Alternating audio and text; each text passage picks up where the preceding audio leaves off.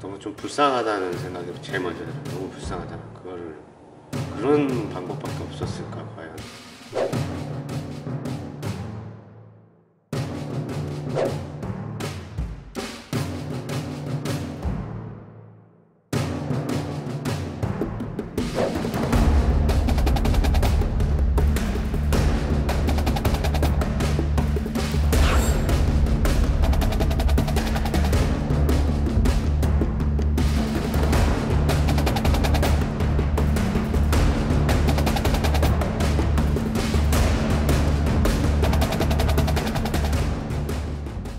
극단적인 경쟁 체제, 근데 극단적인 불안정성이 만나면 어떻게 하면 사람들이 7명이 연쇄적으로 스스로 목숨을 끊을까를 상상해 보시면 알 수 있을 것 같습니다. 이분들 고용 구조가 굉장히 복잡한데 이걸 잘 파악을 해야 되는데, 마사회가 경마를 시행하는 시행 주체이고, 네. 마주는 조교사와 조교사는 기수 마필관리사 계약을 합니다. 마주는 네. 조교사와 계약하고 조교사는 또 기수 마필관리사하고 각각 또 계약을 네. 해서 일을 해나가게끔. 그렇습니다. 그래서 그 가장 높은 곳에 있는 마사회가 예. 어떻게 하는가에 따라서 사람들이 상황이 달라지는 네. 그런 거라고 볼 수 있습니다.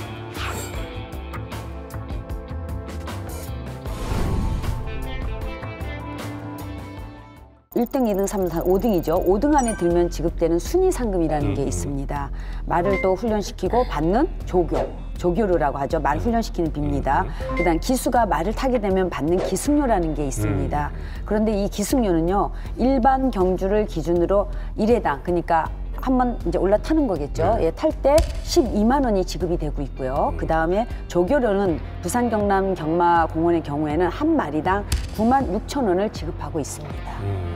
그러니까 말을 타기만 해도 기승료와 조교료는 일단 순위와 상관없이 받게 되긴 받게 되는 거죠. 뭐 모두가 다 출전할 수 있는 기회가 주어지는 건 아니기 때문에 뭐 491에 103명을 하더라도 4배 차이가 나고요. 상위에 10명, 하위 10명의 평균을 내더라도 보통 한 4배 정도의 격차가 나고 있어요. 실제로 금액은 어떤가요? 금액은 임금 차이로만 보면은 최대 2,500만 원가량. 그 개인 간에? 네, 그렇습니다. 아, 이게 좀 어마어마한데요. 그래서 실질적으로 170, 150 이렇게까지도 내려갈 수 있는 거죠. 그러니까요.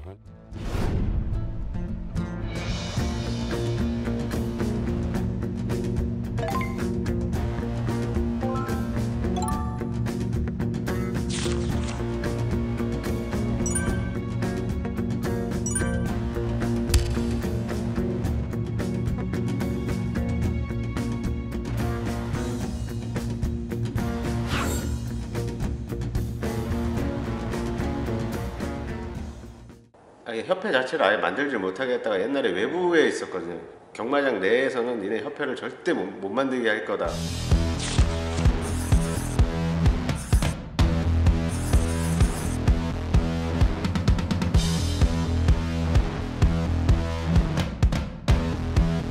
순위 상금을 오히려 더 몰아서 높여놔서 경쟁을 굉장히 부추기고 그런 시스템인데, 그 안에서 그럼 그렇다 쳐요.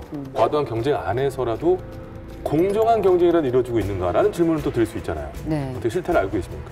그 조교사로부터 부당한 지시를 이제 받은 경험이 있다라고 응답하신 분들이 68.8%면은 과반을 넘지 않습니까? 50%를 이미 넘었는데요. 그런데 이 기수들이 조교사의 부당 지시를 거부한다거나 어떤 이런 것들에 대해서 불편함을 이렇게 표출했을 때에는요, 말을 탈 수 있는 기회 자체가 제대로 되지 못하는 거죠. 기승계약이 해지된다거나. 그렇죠. 예, 예.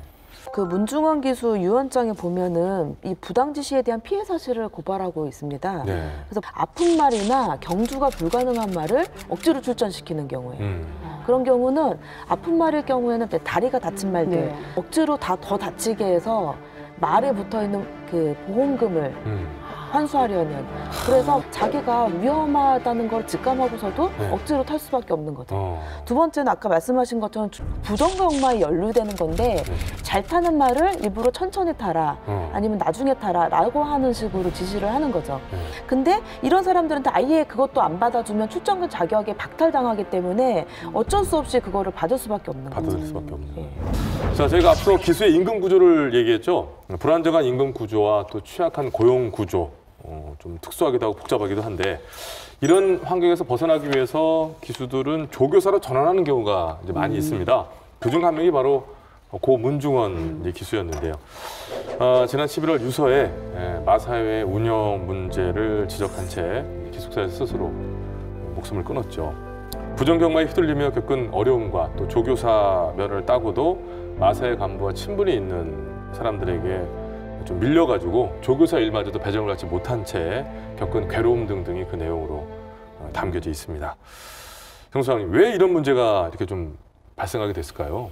네, 이게 이제 여기서 근본적으로 이 질서를 만드는 게 마방임대시도인데요. 네. 그 조교사는 마사회가 정한 교육을 이수해야 면허를 딸 수 있습니다. 그 면허를 따고도 말을 키울 마방을 또 대부를 받아야 됩니다. 이걸 마사대부라고 하는데요. 마사회가 마사대부 심사위원회 심사를 거쳐서 그 종합평가 기준에 따라서 대부 마사를 조정합니다. 그래서 이 문중원 기수 같은 경우에는 면허를 취득한 이후에 5년간 이 심사에서 발탁되지 못한 거죠. 5년 동안이나 계속. 그 면허를 따는 것도 허가를 맡아야 되고 그것도 대부 받는 것도 사실상 심의가 허가를 해주는 거니까 결국은 혼자서 뭔가 능력으로 할 수 있는 게 많지 않았던 것 같습니다. 참 그 벽에 부딪힌 그 답답함이라는 게 그렇죠. 그 어떤 구조 안에서 부딪히는 답답함과 그것을 뛰어넘는 어떤 심리적인 그런 울분 뭐 이런 것들이 결국 그러한 결과를 낳은 것 같은데요. 그런데 이제 보면은 마사회가 제가 이렇게 보니까요. 정작 해야 될 일에는 손 놓고 그냥 너희끼리 알아서 하세요. 개인끼리 협약이니까 해놓고는 결정적으로 마사회가 마사대부의 일에서만큼은 강력하게 마사회가 영향력을 발휘하게 됩니다. 이게 이제 마사의 어떤 얼굴이라고 볼 수 있겠어요. 예. 그러니까 조교사가 마사를 대부하지 못하면 어떻겠습니까? 조교를 할 수 없잖아요. 예. 그리고 또 마사를 많이 대부를 받게 되면 그만큼 1등할 수 있는 확률, 순위에 들어갈 수 있는 확률이 높아지기 때문에 당연히 다 대부를 많이 받고 싶겠죠. 그렇다면 마사 대부를 받지 못한 조교는 아예 그 일조차를 할 수도 없습니다. 그런데 아주 중요한 이 권한을 바로 마사회가 갖고 있는 겁니다. 그렇다면 마사회가 이것을 공정하게 해야 되는데 부산 경남 경마본부에서 최근에 2년간 발탁한 그 마사대부는 3인입니다. 3인으로 면허 취득 이후 발탁까지 기간이 평균 1년 6개월간입니다. 그런데 우리 부산 경남본부에는요 예비 발탁 제도를 두고 있어요. 차점자 같은 뭐 그런 건가요? 그러겠죠. 이제 뭐 대기자라고 해야 되나요? 대기자. 예비로. 그래서 적체 인원을 계속 두고 있는 거죠. 그러면 그 심리적으로 느끼는 박탈감이 얼마나 크겠습니까? 그렇죠.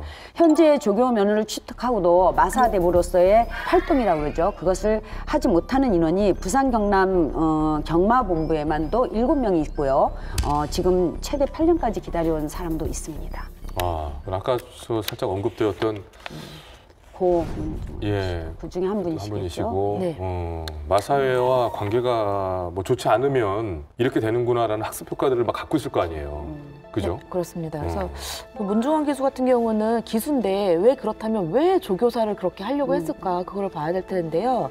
보통 그러니까 기수가 20대 후반부터 시작을 합니다. 기수로서의 선수 생명이 가장 피크를 올릴 때가 한 10년치인 거죠. 그러니까 30대 후반, 40대 가서는 실질적으로 이제는 부상도 너무 많고 그래서 그러니까 성적이 점점 떨어질 수밖에 없습니다. 그래서 이 문중원 기수도 처음에는 1위를 연달아서 했던 성과가 좋은 기수였는데 최근 들어서는 굉장히 안 좋아진 거죠.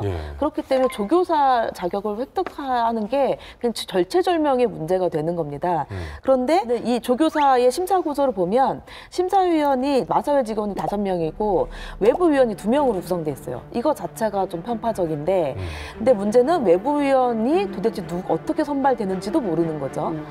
그리고 이제 이 사람들이 어떤 기준으로 심사를 하는지에 대한 정량평가의 기준이 공개되고 있지 않습니다. 심지어는 이제 최근에 모 일보에서 독점으로 보도된 거에 따르면 문중원 기수의 심사 이 평가지가 공개가 됐는데 외부위원들한테는 거의 높은 점수를 받았어요. 2위를 받았는데 내부 직원한테는 굉장히 저평가를 받은 거죠. 점수차도 되게 크게 나고. 근데 알고 봤더니 2017년에 이제 말관리사 2분이 돌아가시고 노조 활동이 되게 활발했었는데 그때 노조 활동에 적극적으로 좀 참여를 하고 그랬었는데 그런 것 때문에 이 유언에도 나와 있지만 사실 친분이 없이는 윗사람한테 잘 보이지 않고서는 조교사를 받을 수가 없다. 결국은 마사회가 존재하는 게 말 그대로 그 줄대주는 어떤 역할을 하기 위해서 있는 그런 그 공공기관이다. 아주 안 좋은 나쁜 공공기관으로 저는 이렇게 얘기하고 싶습니다. 맞습니다. 관리만 해야 되는데 분리하고 있는 거예요. 예. 맞습니다. 그래서 이 공기업에서 공공성을 빼면 독점하고 폐쇄성만 남거든요. 그렇죠. 저는 이 시점에서 분명히 말씀드리고 싶은 거는 이런 공공기관을 관리하는 국가도 문제지만은 또 이런 것들을 견제하고 감시해야 되는 우리 특히나 국회의원들 뭐 하고 계셨는지 제가 뭐, 말씀하고 예, 싶습니다. 궁금하네요, 정말. 네. 아무튼 모든 이해관계가 얽히고 설키고 참 복잡하게 되어 있는 것 같아요. 자, 고 문중훈 기수가 꼭 밝히고 싶었던 그 문제, 그 내막을 자세히 좀 들여다보고 얘기 계속 나누겠습니다. 보시죠.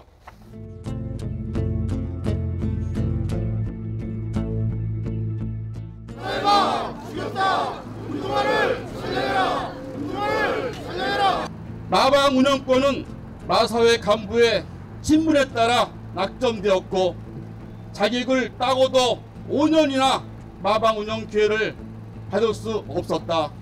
북마전 마사회의 부조리가 결국 문중원을 죽였다.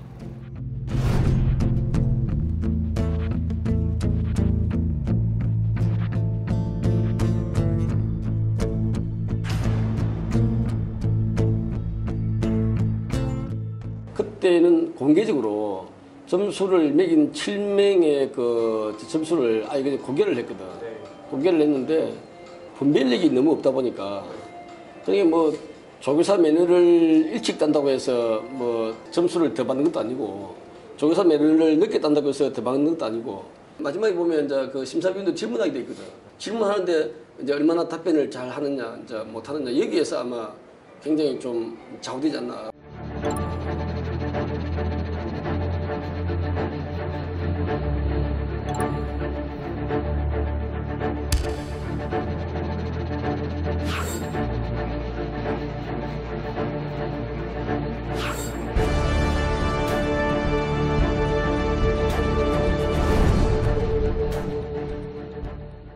자기하고 잘 아는 사람 위주로 점수 플러스 이게 요인이 많은 것 같아요. 자기한테 잘 아는 사람, 말 잘 듣는 사람. 나기에 한두 달 전에 소문이 마방에서 돌고 이 친구가 된다. 그게 계속 반복이 되는 거예요. 중원이 같은 경우도 그것 때문에 많이 좌절을 많이 했었죠. 이건 정말로 야이 중원이와 본인만이 하는 게 아니고 경마장에 다 안다라는 거예요. 저희 다 압니다. 자, 딱 인터뷰를 하거나 진술을 하라 그러면 모른답니다. 왜? 그럴 수밖에 없는 거지. 그 이해가 가요. 그 사람들이 모든 권한을 가지고 조교사가 있고 기수인데 그 사람들이 눈에 보이지 않는 계약을 하고 안 하는 거 이런 부분서부터 시작해요. 구조가요. 회사 차원 이런 개념이 아니고 이 구조만큼은 정말로 죽으라면 죽는 신용까지 해야 되는 그러한 구조입니다. 지금 제도 개선을 저희들이 활발히 논의하고 있습니다. 경량정부에서 조교사 면허를 딴 기간을 그 점수를 대폭 높이자. 그 경력을 인정해 주는 거죠. 면허를 딴 경력을 인정해 주는 그런 제도.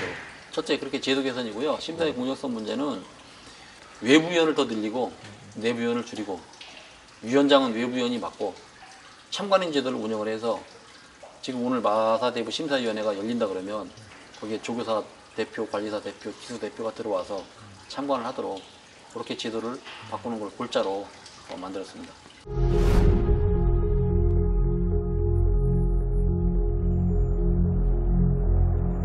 정말 저희 심정은 뭐 나이 73살인데 뭐 바랄 게 뭐 보이는 게 없어요.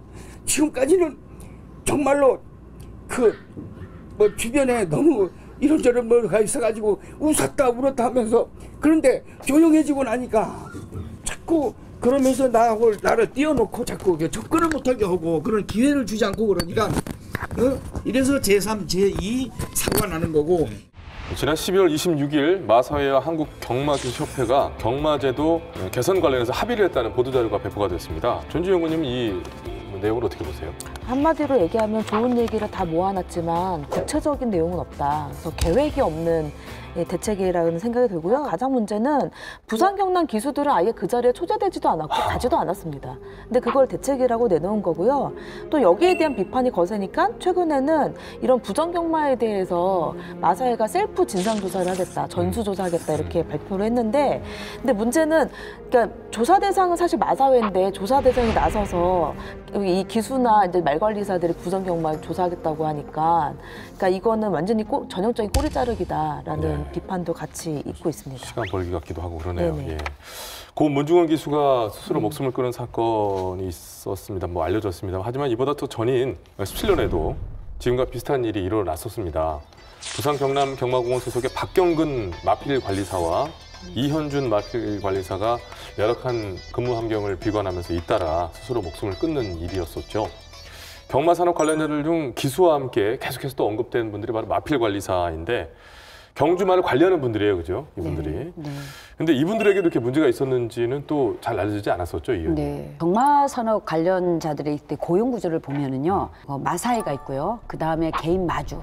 그 개인 마주 아래로 이제 가면 조교사, 그다음에 마필 관리사까지, 이러한 다단계 고용 구조로 인해서 마필 관리사들은 가장 그 밑에 단계에 있습니다. 그러다 보니까 저임금, 장시간 노동, 인권 유린 등을 많이 호소를 했었습니다. 마필 관리사의 경우는 조교사 이제 고용 계약을 맺으니까 노동자성을 그래도 인정을 받을 텐데도 이런 상황이고. 근데 기본 급여는 그래도 보장이 되는 거 아닙니까? 정상님 어떻습니까? 마필 관리사 임금 체계 어떻게 돼 있어요? 고정 기본 임금하고 경마상금 분배금으로 이루어지는데요. 서울 같은 경우는 직급과 호봉 체계를 가지고 있어서 직급마다 연차에 따라 호봉이 상승을 합니다. 그러면 이제 오랜 경력 되신 분들 좀 더 많이 받겠죠. 근데 부산 경남 경마공원의 경우는 이런 명확한 체계가 갖춰져 있지 않습니다. 그래서 법정 최저임금에다가 고정수입이 더해진 것이 고정 기본 임금인데, 상금이 전체의 중요한 부분을 차지합니다. 그런데 이게 조교사가 자유적으로 분배할 수 있는 여지가 있는 거죠. 그래서 체계가 없으니까 방식이 불투명하고 이 과정에서 당연히 불신이 생길 수밖에 없고 실제로 큰 격차가 나타나게 되는 겁니다. 이 말관리사들의 임금을 보면 서울과 부경 소속 말관리사 연봉 비교해보면 서울은 7,400만 원이면 평균, 부경은 5,500만 원이었습니다. 근데 이 중에 기본급이 175만 원이고요. 그러니까 최저임금 맞춘 거죠.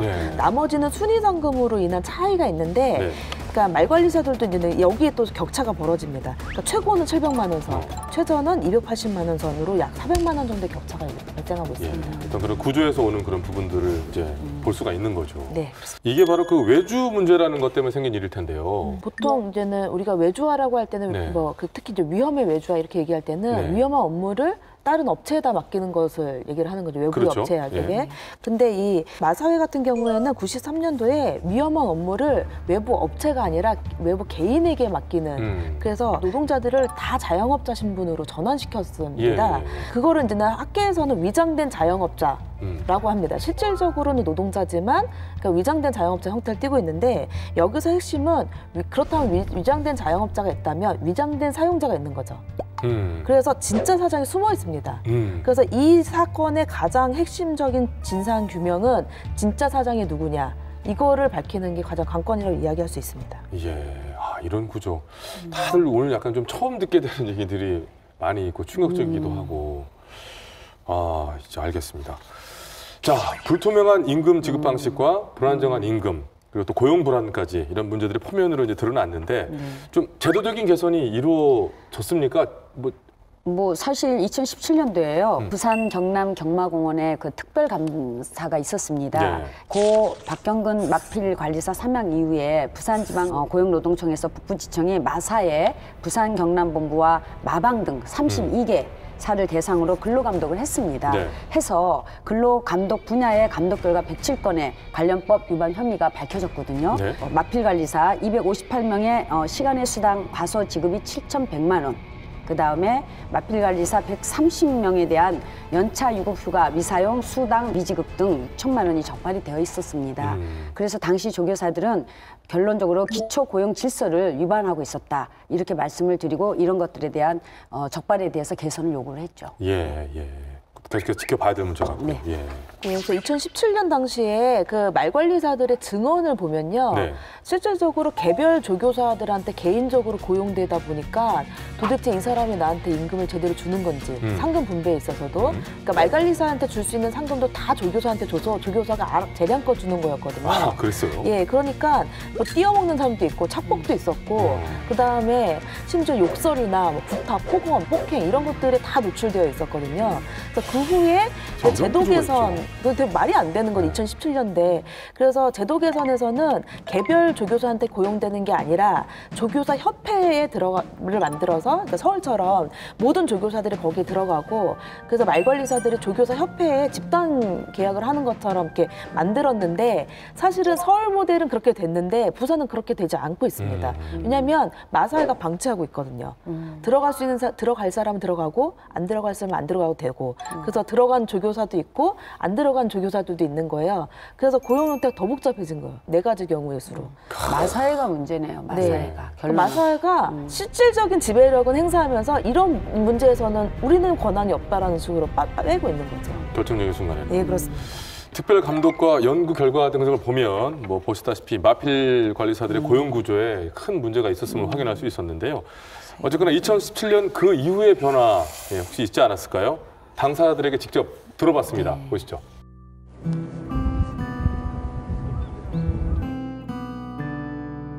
뭐 체계라든지 이런 거는 눈속임식으로 많이 바뀌긴 했죠. 근데 그 전보다는 확실히 좀 나아지긴 했어요.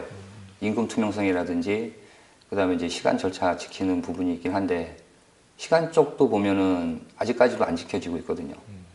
원래 5시 반부터 시작해야 될 부분인데 조교사들이 먼저 나와서 일을 해보니까 관리사들은 어쩔 수 없이 일찍 나올 수밖에 없거든요. 사장이 나와서 일찍 나오니까. 좀 빠른 집들은 4시 반에 나와서 일도 하고요. 조교사협회 생겨도 원래 조건은 32명이 다 들어오는 조건이었거든요. 근데 지금은 3명이 가입을 안 하고 좀 웃기는 얘기지만 조교사는 가입을 하되 관리사들이 못 들어오는 9개 조가 있고요. 왜요? 그 중에도 몇몇은 임금이 떨어지니까 그러니까 조교사가 들어가지 말라는 집도 있고요. 내가 이만큼 벌어서 니네한테 많이 주고 있는데 협회 들어가면 많이 못 준다.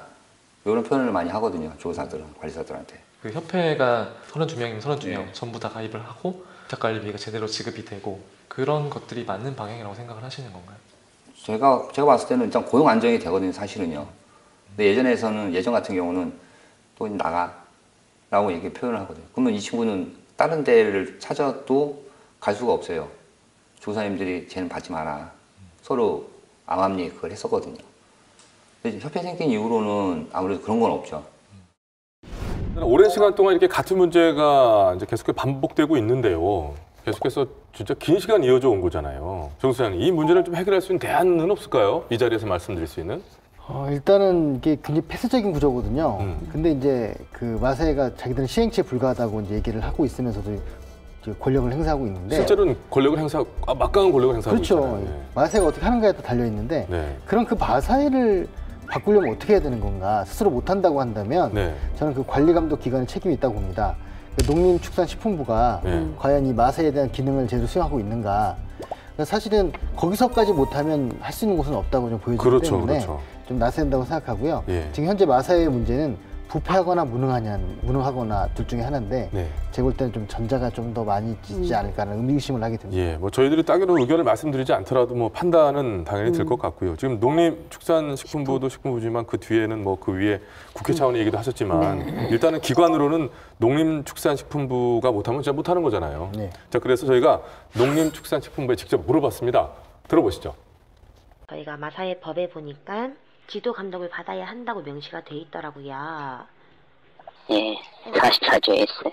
그러면 필요에 의하면 지도 감독을 할 수 있다, 뭐 이거지. 네, 근데 지금 상황이 필요한 것 같다고 보고. 무슨 상황? 네, 지금 문중원 기수님 자살 관련해가지고 경찰 수사 의뢰까지 했잖아요, 마사회 쪽에서. 아, 예, 뭐 저희들 모니터링을 하고 있고요, 현재. 뭐 이번 사건이 좀 원만하게 해결되기를 뭐 바라고 있는 거죠, 저희들은.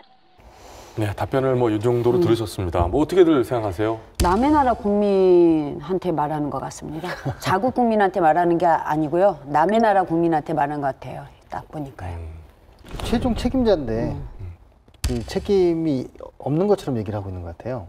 마사회의 국고보조금이 2017년에 113억이 나갔거든요. 근데 그 중에 뭐 민간 승마, 뭐 교육비 22억, 홍보비 10억 뭐 이런 식의 이제는 비용들이 나가고 있는데 마사회 하나의 매출액이 7조 8천억이에요. 단기 순이익이 2,200억이고요. 문제는 이렇게 돈이 많으니까 세금도 많이 내니까 사실 국회의원들이나 정부에서도 함부로 못 건드리는 거 아닌가라는 생각이 드는데요. 여기다 하나 더 부연시키고 싶으면요.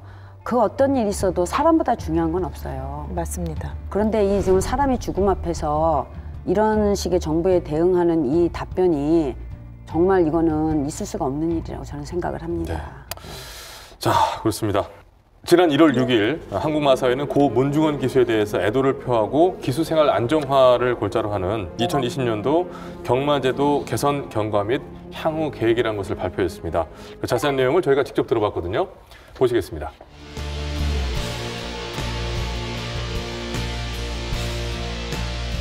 이번 건을 통해서 기본적으로 생계를 유지하기 위해서 필요한 최저임금이 한 250만 원 정도, 275만 원 정도는 보장을 해주는 구조로 가야 되겠다라고 해서 그렇게 지금 제도 개선을 했습니다.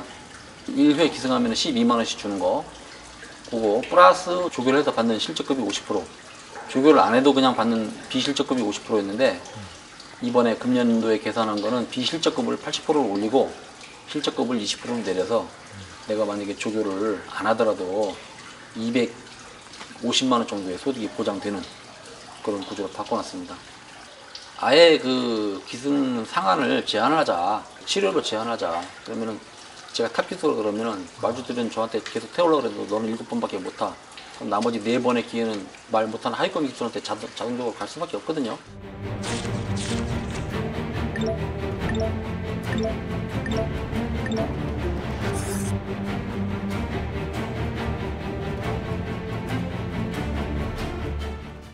계속해서 경마제도 개선을 위해서 힘써왔던 우리 전주희 연구원님은 오늘 함께 하시면서 뭐 여러 가지 말씀도 많이 해주셨습니다만은 뒷부분에 나왔던 한국마사회가 발표한 계획 뭐 알고 계시겠지만 뭐 어떤 느낌이 드세요?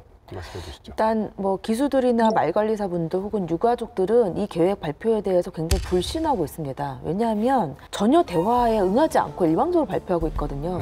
이 지금 이 사안을 덮기 위한 언론 보도용인지 실질적으로 계획을 수립하고 시행하려고 하는지에 대한 이 의지 자체가 되게 굉장히 불투명합니다. 대책을 마련하는 게 아니라 사고의 원인을 파악해야 되거든요. 도대체 왜 7명이 연달아서 죽었는지 그 안에서 마사회가 실질적으로 책임을 져야 되는 부분들이 무엇이 있는지를 밝혀야 되는데 그것이 아니고서는 진심으로 믿기는 되게 힘듭니다. 네. 자, 오늘 뭐 한국 마사회 그리고 뭐 국민이 바라는 선진 경마 답답한 느낌도 듭니다만은 이 뭐 방송을 통해서도 많이 다뤄지지 않았던 부분인 것 같아요. 빅벙커를 뭐 기점으로 해서라도 조금 들여다보게 되면 차근차근 변화가 일어나지 않을까요? 좀 긴 한 줄 표현하면서 오늘 맞춰보도록 할게요. 핵심은 폐쇄성인 것 같습니다. 이 너무 특수한 집단이다 보니까 사람들이 몰랐던 것 같아요. 그래서 이 폐쇄성을 없애기 위해서 투명하고 또 책임성을 높이고 그리고 보다 더 많은 시민이 참여하는 그런 시스템으로 바뀌어야 된다고 생각을 합니다. 지금 투명하지도 않고 책임도 안 지려고 하고 참여도 없는 것 같습니다. 선진 경마를 해가려면요 마사회가 개가천선해야 된다고 생각합니다. 그리고 이제 좀 덧붙여서 얘기를 한다면은 관리 감독을 해야 되는 국가 기관도 첫째로 문제지만은 더 큰 문제는 4월 총선이 있습니다. 국회입니다. 사람을 볼 줄 아는 그런 후보 뽑았으면 좋겠습니다. 알겠습니다. 오늘 계속해서 굉장히 평소와 다르게 우리 밝은 이 의원님이 착잡해 하시고 그래서 저도 옆에서 계속 뭐 눈치 보고 막 그랬거든요. 굉장히 분개하신 부분도 있는 것 같고 어쨌거나 그 말씀 또 이렇게 무겁게 또 전달이 됐으면 좋겠습니다. 자, 우리 전주희 연구원님. 7명의 노동자가 자신들의 고통의 원인으로 마사회를 지목하면서 목숨을 끊었습니다. 이제는 자신을 안 보이게 만드는 마치 도깨비 감투를 벗어 던지고 진짜 사장 마사회는 적극적으로 교섭과 시민대책의 진상조사에 임해야 된다. 그러고 이야기하고 싶습니다. 고맙습니다. 오늘 이렇게 한 줄 평으로만 싹둑 자르기에는 어려운 부분인 것 같아서 이렇게 좀 말씀을 좀 나눠봤는데요. 좋은 말씀들 해주셨던 것 같습니다. 우리 지역 부산에서 일어난 일입니다. 우리 부산 시민들께서도 조금 더 관심을 가져주시고 문제가 해결이 되고 구조가 개선이 되는 것을 우리가 확인할 때까지는 더욱더 관심을 갖고 지켜봐 주셔야 될 문제인 것 같습니다. 국민의 행복을 경영의 최우선 목표로 삼다는 한국마사회, 그 행복을 위한 달리기의 선상에는 경마인뿐 아니라 마사회, 마주, 조교사, 기수, 마필관리사 이 모두가 있습니다. 사람이 있다는 거죠. 불합리한 구조를 얼마든지 바꿀 수 있는 게 또 바로 그 주체가 바로 마사회 자신들입니다. 공공성을 잃지 않는 건강한 레저 스포츠로 거듭나길 바란다는 말씀드리면서 오늘 마무리 짓도록 하겠습니다. 예산 추적 프로젝트 빅벙커, 다음 시간에는 새로운 예산으로 다시 인사를 드리겠습니다. 고맙습니다.